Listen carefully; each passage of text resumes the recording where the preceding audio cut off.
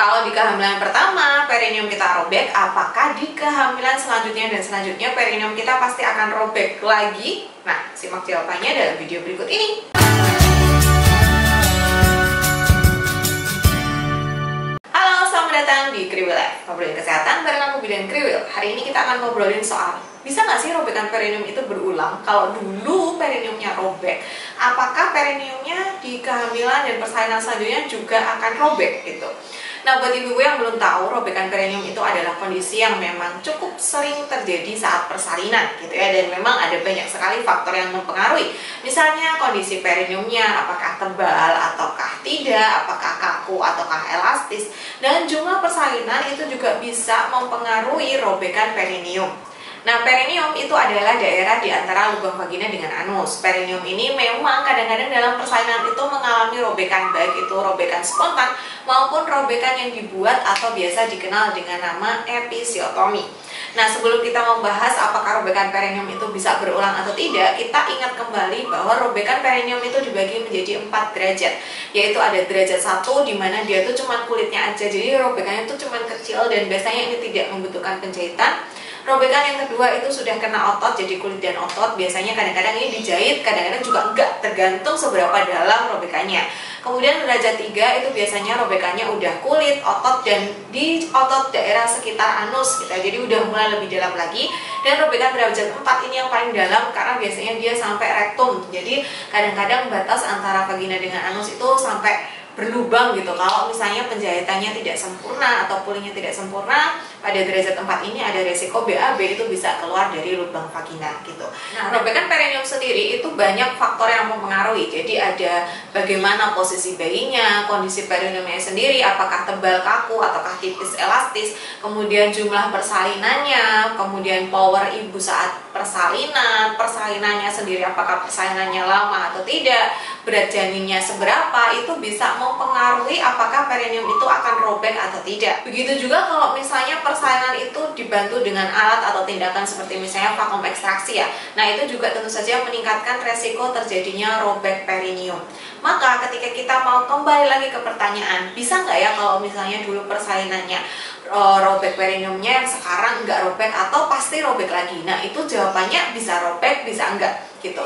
Kalau misalnya dulu itu robekannya derajat 1 atau 2 dan memang sembuh dengan sempurna, jaringan parutnya tidak terlalu banyak, tidak terlalu dalam, maka tentu saja ada kemungkinan pada persalinan ini itu perineumnya tidak robek karena memang ada hubungannya antara paritas atau jumlah persalinan dengan robekan perineum gitu. Semakin banyak anaknya, terutama kalau perineumnya itu dulu tidak robek di derajat 3 atau 4 dan persalinannya itu tidak ada penyulit, jadi ketika melahirkan nggak pakai alat gitu ya, maka resiko robekannya itu semakin kecil gitu, karena perineumnya otomatis karena sering mengalar dia jadi elastis gitu ya. Jadi memang ibu-ibu yang udah melahirkan ketiga, keempat itu perineumnya robekannya resikonya lebih rendah dibandingkan yang baru melahirkan untuk pertama kali, dengan catatan robekannya dulu di kehamilan pertama itu bukan derajat 3 atau 4 ya, dan persalinannya itu tanpa tindakan. Kalau misalnya robekannya di derajat 3 atau 4, itu kan kondisinya robekannya sudah dalam, sehingga ada jaringan parut, ada bekas lukanya, yang mana memang jaringan parut atau bekas luka ini memang akan lebih mudah robek dibandingkan yang enggak gitu. Jadi kalau misalnya kita ada luka, biasanya ibu-ibu mungkin bisa notice kulit kita yang dari bekas luka itu biasanya akan lebih tipis dibandingkan daerah sekitarnya gitu kan. Kita pernah ya kena pisau atau jatuh, perhatiin aja bekas lukanya itu pasti tekstur kulitnya itu berbeda dengan yang kulit-kulit yang tidak terluka. Nah, itu sama terjadinya di perineum seperti itu. Jadi apakah kalau dulunya robek sekarang akan robek lagi? Itu jawabannya tergantung, karena tadi faktor yang mempengaruhi robekan perineum itu sangat banyak. Jadi bukan permasalahannya bukan hanya di perineumnya aja. Misalnya dulu kehamilannya yang pertama itu robek tapi derajatnya cuma 1-2 aja, tapi ternyata di persalinan selanjutnya karena ada masalah jadi harus divakum misalnya ya kan, jadi otomatis robekannya kan jadi besar. Atau dulu derajat 1 dan 2 jadi aman, gak dijahit gitu ya, tapi anaknya beratnya dulu mungkin cuma 2,5 kilo, sekarang ternyata anaknya mungkin 3,8 kilo, jadi jarinya lebih gede gitu ya, maka tentu saja tetap akan ada resiko robekan perineum. Nah, terus gimana nih biar sekarang perineumnya nggak robek lagi gitu ya, atau supaya sekarang perineumnya utuh gitu, jadi nggak perlu dijahit, atau kalaupun robek tuh nggak sampai derajat 3 sampai 4 gitu. Yang pertama, sebaiknya memang ibu-ibu bisa berolahraga, karena ketika kita berolahraga metabolisme tubuh kita tuh akan baik, dan ibu-ibu bisa berolahraga dengan melatih otot pelvik. Seperti misalnya melakukan senam Kegel, ini akan membantu supaya otot kita itu lebih elastis dan lebih kuat, sehingga harapannya nanti bisa menurunkan terjadinya robekan perineum. Kemudian perhatikan nutrisi yang masuk. Ingat, kita adalah apa yang kita makan.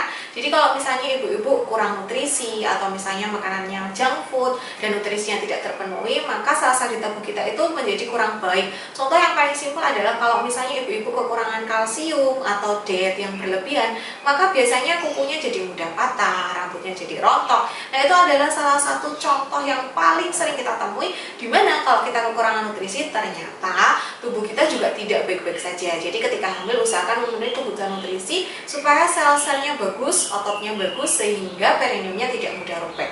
Kemudian ibu juga bisa melakukan pijat perineum yang sebaiknya memang dilakukan kalau udah trimester 3 di usia 36, 35 gitu.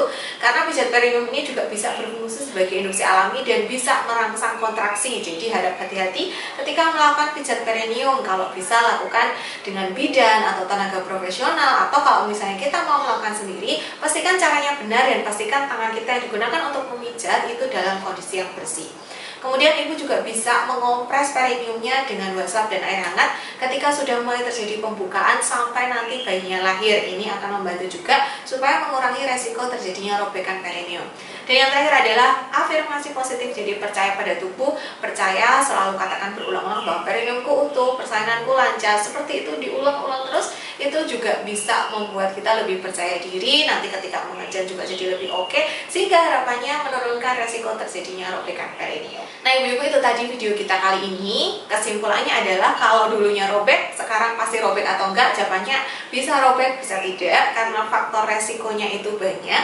Tetapi memang ada penelitian yang membuktikan bahwa semakin banyak kita melahirkan per vagina dengan catatan persalinannya normal dan yang dulu robekannya tidak terlalu dalam, itu memang bisa menurunkan resiko terjadinya robekan perineum. Tapi ingat, punya terlalu banyak anak itu juga mempunyai resiko kehamilan yang tinggi gitu ya, karena salah satu dari terlalu banyak anak itu juga kurang bagus gitu, dan apalagi kalau jaraknya terlalu dekat. Jadi silahkan ibu-ibu melakukan tips yang tadi aku sebutkan untuk mengurangi robekan perineum ya. Semoga bermanfaat, semoga persalinannya sehat selalu, lancar, sehat ibu dan janinnya. Terima kasih sudah menonton, sampai jumpa di video selanjutnya.